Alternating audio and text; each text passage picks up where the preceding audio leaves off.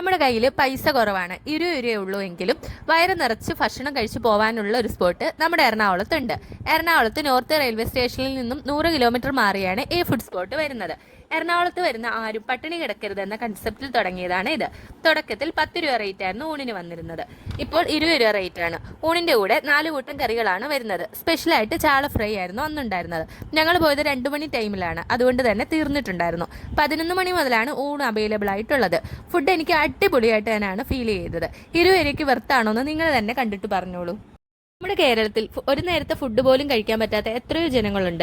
അതുകൊണ്ട് തന്നെ നമ്മൾ ഫുഡ് വേസ്റ്റ് ആക്കാതെ കഴിക്കാൻ ശ്രമിക്കേണ്ടതാണ്. ഫുഡ് കഴിച്ച ശേഷം പ്ലേറ്റ് നമ്മൾ തന്നെയാണ് ക്ലീൻ ചെയ്ത് വെക്കേണ്ടതും. ഡെസേർട്ടായിട്ട് പായസവും അവൈലബിൾ ആണ്. പായസത്തിനൊക്കെ റേറ്റ് വന്നേക്കുന്നത് 30 രൂപ റേറ്റ് ആണ്.